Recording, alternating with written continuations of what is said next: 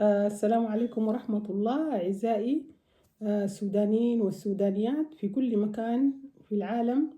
بحييكم تحية طيبة، وأسأل الله إنهم كلكم تكونوا في خير. ومواصلة في الصفحة دي.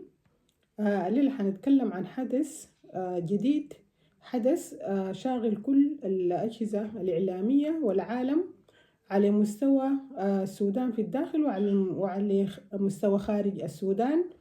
هتكلم في موضوع تأسيس أو إعلان حكومة تأسيس. بالأمس تم إعلان الحكومة وفي نيالة، وطبعا الأسئلة كثيرة. من يوم 21/2 الناس عرفت إنه تم توقيع ميثاق تأسيس، والناس بدأت تشتغل في اللجان وبدأت تشتغل في الدستور، وبعد ذاك في ناس بدأت تشتغل في نظام الحكم وشغل يعني على قدم وساق، يعني الناس شغالة فترة طويلة. وبالأمس الحمد لله رب العالمين تم إعلان الحكومة. أول شيء بنبارك لكل الناس من أعلى المستويات لآخر مستوى، وبنحيي طبعا السيد محمد حمدان دقلو وكرئيس للحكومة وكل السادة أعضاء المجلس. وبنحيي النائب السيد عبد العزيز آدم الحلو وكل الأشاوس وكل المجموعات اللي ساهمت في العمل ده. وبنحيي الأستاذ التعايشي برضو بنقول له ألف مبروك، إن شاء الله تكون أنت قدرها وبإذن الله قدرها. طيب الأسئلة طبعا كثيرة طلعوا. الناس المناوئين للحكومة فيهم العاقل اللي بدأ يتكلم بمنطق، هل الحكومة دي ممكن تأثر؟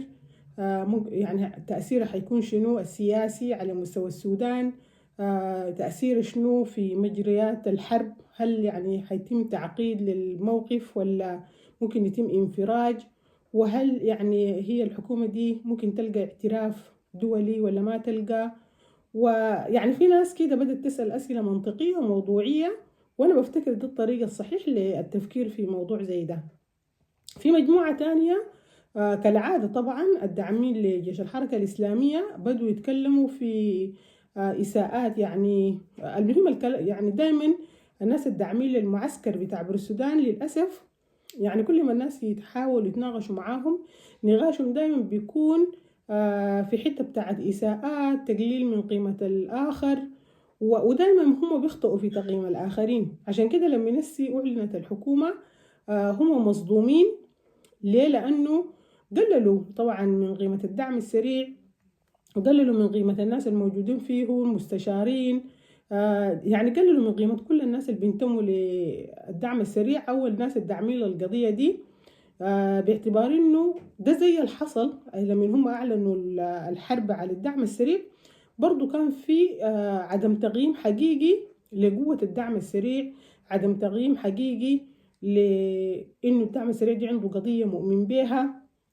فكان دايما عدم التقييم الحقيقي أو الاندرستيميت، يعني نقول الايفالويشن دايما بيكون تحت للخصم عندهم. فالحصل كالآتي، إنه بعد ما قللوا من قيمة الدعم السريع وقاموا هاجموه وافتكروا إنه بينتهوا منه في 6 ساعات، الحصل شنو؟ إنه طلع إنه هو كان تقييمهم ما حقيقي، وعشان كده اصطدموا بإنه الدعم السريع بمهاجمته له وقتل عدد كبير، يعني استشهدوا من الشباب اللي كانوا مفوجين لليمن والسعودية.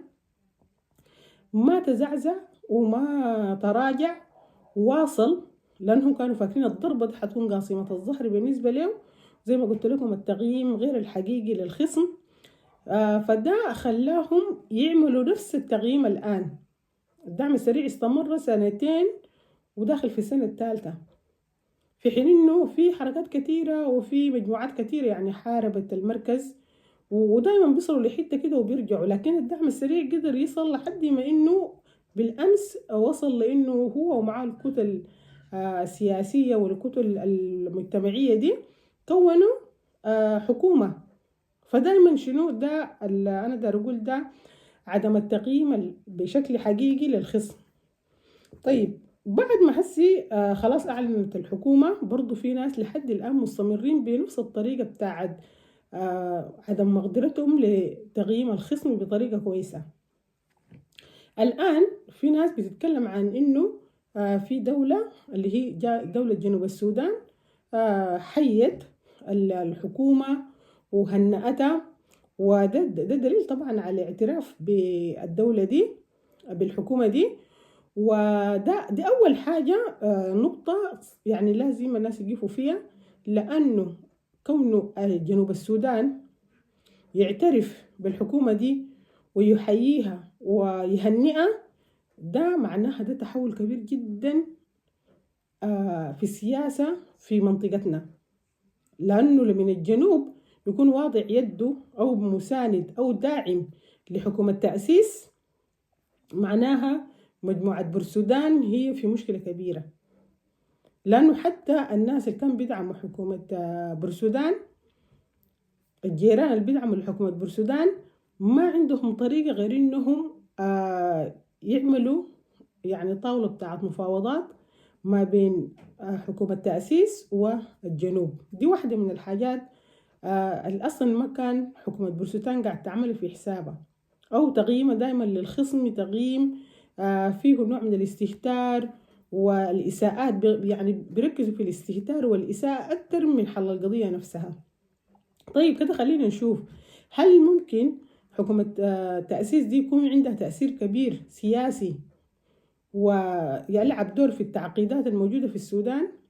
طبعا حكومة تأسيس أكيد حيكون عندها يعني حتلعب دور كبير جدا في تغيير السياسي في السودان، لأنها حكومة أول حاجة ما في الشعب ما مارق عليها قبل كده، حكومة ما في ناس سقطوها، حكومة ما عندها مشاكل مع العالم. مثلا بالمقابل لو مسكنا حكومة بورسودان، بنلقى إن حكومة بورسودان عندها إشكالات مع كل دول الجوار، في الدول اللي تدخلت في تغيير حكامها، في الدول اللي دخلت وعملت إرهاب ومحاولات اغتيال فيها، وفي الحتة بتاعت عدم اعترافهم بالتعدد الديني وتعاملهم مع الآخر المختلف عنهم دينيا بأنه كافر ويجب أنه يقتلوه ويدخلوا معه في جهاد. الحاجات دي كلها مع يعني إضافة للانتهاكات والفساد والانقلاب اللي عملوه وحاجات الكثيرة ولسه حاليا قاعد تحصل في بورسودان، هي حكومة ما شرعية. في زول ممكن يقول لي حكومة تأسيس دي ذاتها ما شرعية. حكومة تأسيس ما في شعب طلع ضدها وسقطها، لكن حكومة بورسودان دي الناس طلعت ضدها وسقطتها، وبعد ذاك جا البرهان اتقلب عليه حمدوك. يعني حكومة بورسودان ما شرعية على الإطلاق.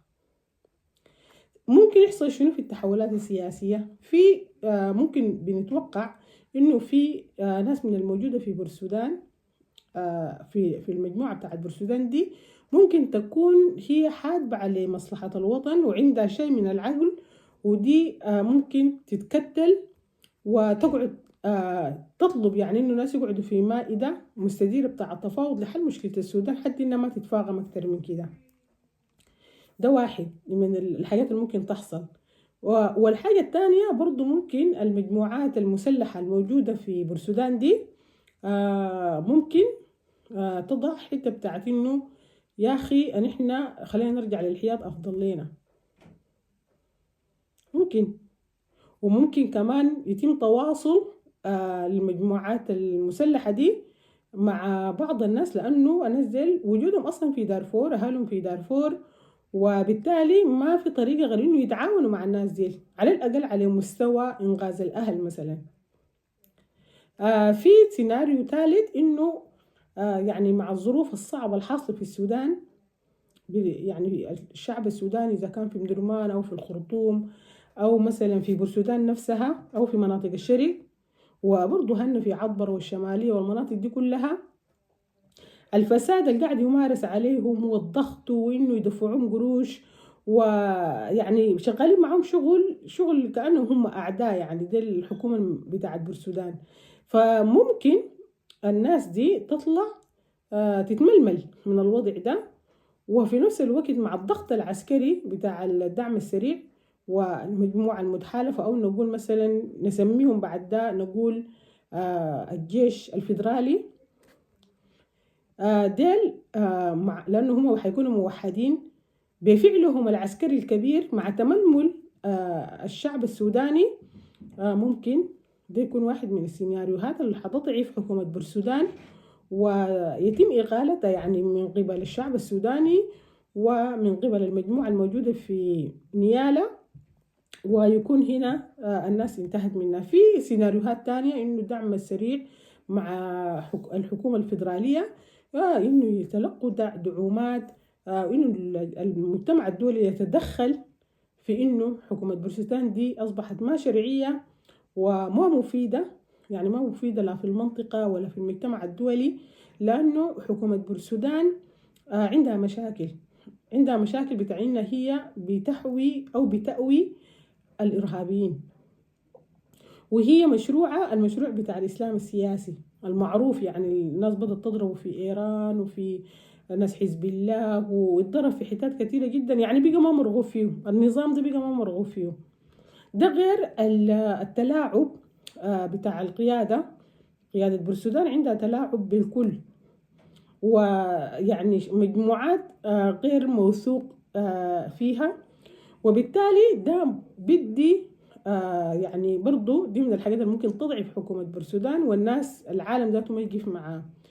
ده غير انه المسألة بتاعت حرمان مجموعة من السودانيين من حقهم الدستوري في المواطنة، بانه يعني في مجموعة سينا الصمود رفضوا انه يجددوا لهم جوازاتهم في السفارات في يعني في دول كثيرة، وفي سودانيين كتار يعني محرومين بالحته بتاعت قوانين الوجوه الغريبه، في المساله بتاعت حرمان بعض القبائل، يعني المساله العنصريه اللي قاعد تمارس من حكومه بورسودان. دي كلها اسباب بتخلي في ناس كثيره جدا ممكن تجي تنضم لحكومه تاسيس، باعتبار انها حكومه بورسودان دي بتمارس عليها حرمانه من الحق الدستوري كمواطن، ورق ثبوتي ما بيقدر يتنقلوا، يعني حتى لمستوى الفنانين والفنانات، الواحد لو ما غنى لبرهان ما حيقدر يمشي يدخل السودان. في المسألة بتاعت انه حكومة بورسودان دي كلها عاملة يعني حاصرة الدولة السودانية كلها في برهان. عندك مشكلة مع برهان، انت ممكن ياخدوا منك كل حقوقك الدستورية، ما عندك جواز، ما عندك جنسية، ما تمتحن، أولادك ما يقروا في المدارس، يتحرموا من الامتحانات. دي كلها مبررات ومسوقات بتجعل من إنه الشعب السوداني لمصلحته، لأنه الشعب السوداني ده ما زي بقية الشعوب كلها بالمناسبة بتشوف مصلحتها وين. فأنا ما ممكن أرخي نفسي لمجموعة مثلا ما عندها إحساس بالمواطن، ناس فاسدين بيغزموا الوطن كله في جيب برهان مثلا أو قايد، جايبين معاهم براؤون، جايبين معاهم إرهابيين، العالم كله رافضهم. السودان عنده مشاكل مالية، في مشكلة بتاعت بناء وإعمار للسودان. فدي كلها قضايا عادي جدا ممكن تجعل المواطنين يتململوا براهم كده، يتململوا من النظام الموجود ده، خاصة إذا كمان إذا جو ناس تأسيس وقدموا خدمات يعني بشكل ممتاز، زي ما عملوا العمل مع ناس أهلنا في زمزم وأهلنا في الفاشر لما كانوا طالعين. الدعم الإنساني، الوقوف مع المواطن، وهم ده ذات أبناء الوطن، لأنه الحكومة دي مشكلة من كل الطيف السوداني. من الشرق هو ذاته يعني الشخصي من الشرق، أهله قبيلته ناسه في الشرق، من الوسط بنفس المستوى، من الشمال بنفس، يعني هي بتمثل كويس. ولذلك احنا بنشوف انه طبيعي جدا انه في ناس يلقوا، واحنا ما لنا يعني ليه احنا نقاتل للبرهان؟ يعني انا قاتل مثلا، قول مثلا فارس حسي في هناك في الخرطوم، واهل الخرطوم اولاد عمه واهله كلهم موجودين في الخرطوم، ليه اولاد عمه واهله دول يعادوا الممثل بتاع تأسيس او الوالي جاي بتاع تأسيس ده ودعمهم ده يخسروا في شنو إذا هو جاي يقدم لهم خدمات، دار يخاطب المجتمع الدولي للإغاثة، دار يحلوا مشكلة الإعمار. ليه يعادوا عشان البرهان؟ يعني بس ما سؤال بسيط، ما بسبب يخليهم إنه يعادوا أولاد. ما عشان كده كان الذكاء كبير جدا من هيئة القيادة والمجموعة اللي كانت مجتمعة في تأسيس كونه إنه أي منطقة بيجيبوا ولدهم. الهادي إدريس مثلا، الهادي إدريس كحاكم لإقليم دارفور، الناس دارفور ما ممكن يقفوا ضد ولدهم الجاي يخدمهم ويقدم لهم خدمات مقابل واحد تاني قاعد في بورسودان وباسمهم هو قاعد يشيل يعني لحد ما قاعد يتكلم في قضيتهم، يعني بياخد منصب، بياخد يعني نسريات، حسابات، منصب حكومي باسمهم، وما قاعد يعمل لهم شيء، بل بالعكس كمان دخلهم في حرب. يعني هو كان موجود في الحياد، فك الحياد وواصل في انه يكون مع البرهان. فانا اذا كنت مثلا من الفاشر وجاني الهادي ادريس وده اللي نحن اهله، ليه نكاتلوا نحن نكاتل الهادي ادريس من اجل شخص تاني قاعد في بورسودان ما قاعد يحل لنا مشاكلنا، بل بالعكس فتح فينا النار وفك الحياد وخلانا نحن ندخل في اشكال. مسألة بسيطة يا جماعة، معادلات بسيطة جدا، 1+1=2. هناك مثلا في جبال النوبة، أنا بمشي هناك أقدم خدمات لجبال النوبة وأنا من أولاد النوبة، فما ممكن هم يقوموا يكاتلوني أولاد عمي أنا وأنا بقدم لهم الخدمات في بسبب زول قاعد هناك في بورسودان، إذا كان أردول ولا كان أي واحد منهم. ما عندي سبب معك، لأنه أنت يا أردول ولا غيرك من أبناء المكون مثلا بتاعي، أنت قاعد مثلا في هناك في بورسودان، أنت ما قدمت لي أي خدمة ولا تكلمت بمشكلتي ولا تكلمت بموضوعي. لكن في زول بيركب الصعاب بكاتل وناس بيستشهدوا وبيجيني هنا بيقدم لي خدمات وبيساعدني انه انا اكون انسان عندي حقوق. كيف اكاتل ود عمي ده وامشي اقف معاك انت ود عمي اللي قاعد في بورسودان بس بالحساب التحسين؟ وده كله انت كوبي ام بيست في كل الولايات، ده حيحصل في كل الولايات. والمواطن بالمناسبة المواطن ده يعني ما ممكن يبيع لك ترفه وحياته وسعادته في سبيل انك انت عايز تكاتل. ممكن يكون خايف منك لمدة، دي طبعا حاجة مؤقتة. ممكن المواطن مثلا في القضارف يخاف من البرهان يرسل لهم سيرة ولا يجيب ولا يعتقلوه ولا يعملوا له حاجة، ممكن يكون ساكت. لكن اللحظة اللي هو قدر وصلوا الزول المسؤول منه في تأسيس ما يقف ضده، ما بسبب يقف ضده، لأنه أنت ما فيك شيء ما في شيء مغري فيك، ما أنت كنت قاعد في بورسودان وماسك الحكم كله. أنا كزول من المناقل ولا من القضارب ولا أنا استفدت منك شنو؟ يعني حياته مساءت. البرهان عمل يعني انتهك السودانيين كلهم. طبيعي جدا بالحسابات البسيطة إذا عندي أولاد عمي 2، واحد قاعد في بورسودان بياخد مناصب باسمي، واحد قاعد في تأسيس بيضحي بنفسه عشان يمشي في الوقت الصعب ده للسودان عشان يأسس لي حكم ويتعامل مع الدول الخارجية عشان ينقذني. أنا بقف مع ده طبيعي، يعني بس إحقاق للحق، أنت حتكون واقف مع الشخص ده. لذلك أنا بقول إنه تأسيس إن شاء الله حتعمل تغيير كبير جدا، وحيحصل تغيير، يعني حيحصل تغيير في حياة الناس، حيحصل تغيير في يعني اختياراتهم السياسية. في خياراتهم السياسية بيتم تغيير، فالناس ما حتتمسك بإنه في البروباغندا والشغل بتاع الغرف المغلقة والدعاية السياسية، لا لا لا، لأنه بقى واقع. الواقع اللي قدامهم بيقول إنه تأسيس هي الحكومة السودان القومية، وهي اللي بتجمع كل الطيف، طيف السودان القبلي السياسي كله بدياناته المختلفة.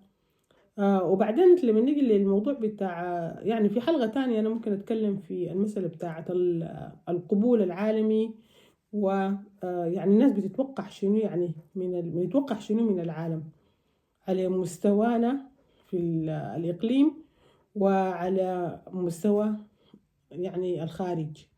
لحد ما ألقاكم في حلقة تانية من هذه الحلقات إن شاء الله، مواصلين ومكملين. أستودعكم الله الذي لا تضيع ودائعه، وفي أمان الله. فتحية البشاري.